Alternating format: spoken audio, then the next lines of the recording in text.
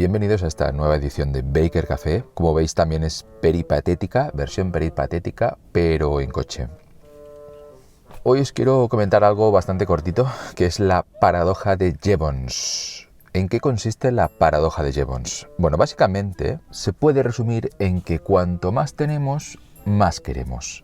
¿Y cómo se extrapola esto a los recursos, por ejemplo, ¿no? A los recursos materiales, a los recursos informativos, etcétera, etcétera, etcétera? Bueno, yo aún recuerdo aquellos discursos agoreros sobre que Internet iba a convertirnos en criaturas alienadas, cada vez más solitarias, casi autistas. Sin embargo, ha ocurrido justo lo contrario. Las redes sociales no solo nos mantienen más comunicados de forma virtual, sino que también nos permiten estar más comunicados en el mundo real. Es decir, Internet no ha destruido las redes sociales 1.0, sino que las ha fortalecido. El economista inglés del siglo XIX, William Stanley Jevons, ya se dio cuenta en su tiempo de que los motores de vapor más eficientes en el consumo de combustible no conducían a la gente a consumir menos carbón, sino más carbón. Y es lo mismo que pasa con las galletas bajas en calorías u otros productos light. Generalmente no ayudan a mantener la línea porque precisamente su propia naturaleza light hace que los consumamos mucho más que si fueran normales. En el mundo de las tecnologías de la información, esta paradoja, la que os he mencionado antes, la paradoja de Jevons, deriva en que a medida que disponemos de medios más eficientes para transmitir información, como el correo electrónico o Twitter, no pasamos menos tiempo transmitiendo información, sino que pasamos más tiempo transmitiendo información. Es decir, que tener medios más eficientes en el 2.0 también hace que estemos más tiempo en el 2.0 y nos comuniquemos más en el 2.0, cuando lo lógico sería pensar que si nos podemos comunicar de manera más rápida o eficiente con los demás, nos dedicamos menos tiempo a hacerlo, pero dedicamos más tiempo a hacerlo. Esto también se ve muy claro en el mundo de la construcción de carreteras.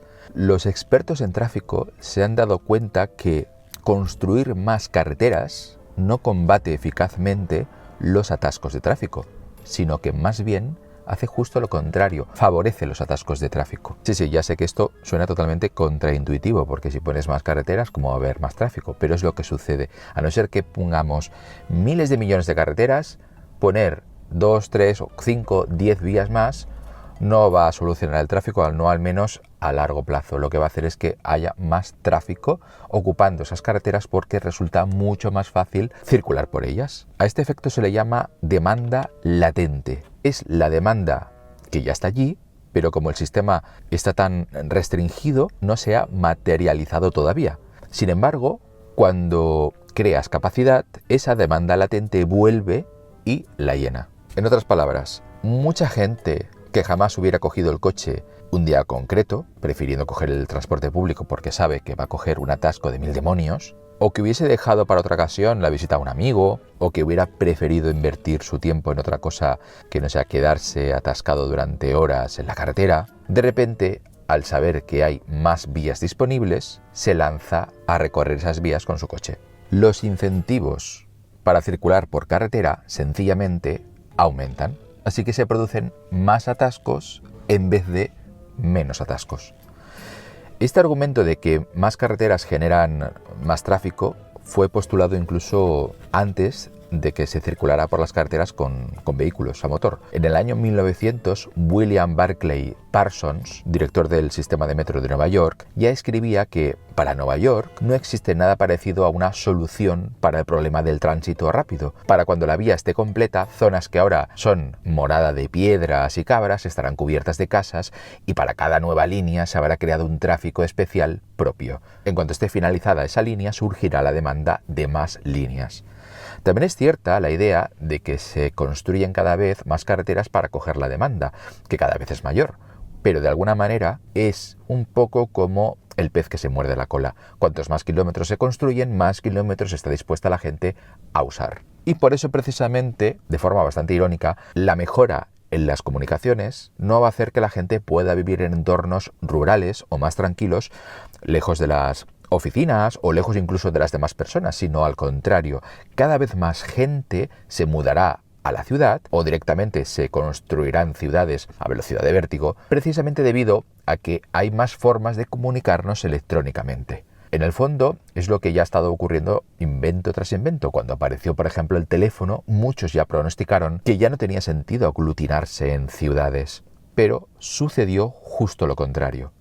Y más recientemente se pensó lo mismo del fax y luego del correo electrónico y más tarde de las videoconferencias. En fin, así es la psique humana. Nos dan un poco y queremos más.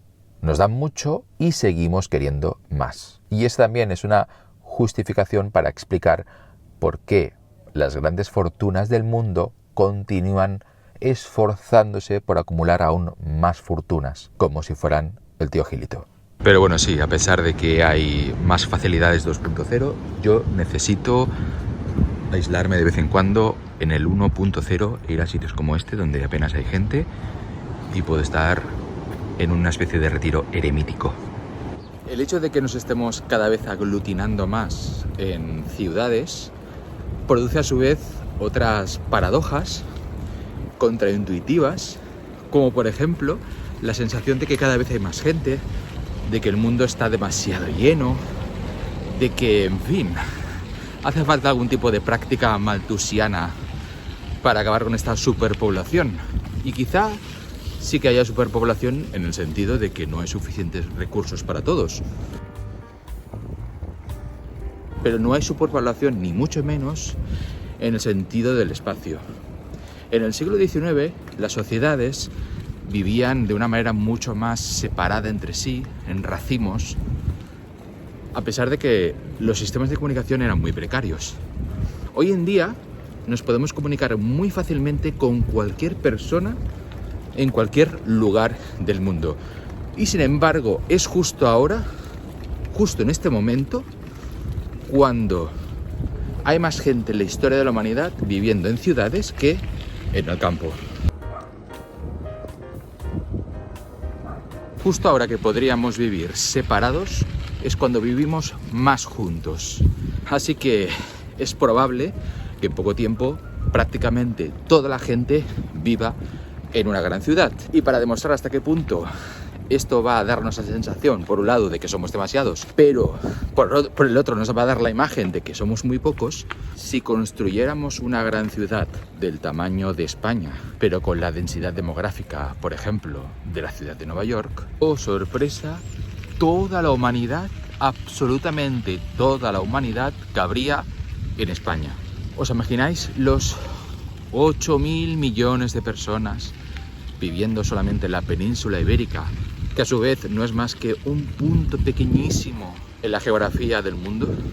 De hecho, es un punto tan pequeño que si no haces una proyección Mercator, es decir, deformas un mapa mundi para hacer más grande países muy pequeños y hacer más pequeños países muy grandes, España ni siquiera sería visible en un mapa mundi, porque España es una mota, y en esa mota cabría toda la humanidad simplemente con la densidad demográfica de Nueva York. Es decir, no estamos hablando de una densidad demasiado alta. Es posible que nos encaminemos hacia eso, hacia un punto muy pequeño en el cual vivamos todos y el resto del planeta esté prácticamente vacío. O quizá no. Eso ya lo iremos viendo con el tiempo, en función de cómo avancen las cosas y si no la cagamos y no nos vamos al garete antes. En fin, a pesar de que cada vez estamos más aglutinados, aquí me veis, huyendo un poco de la aglutinación, aunque solo sea un rato. Nos vemos en la próxima. Hasta luego.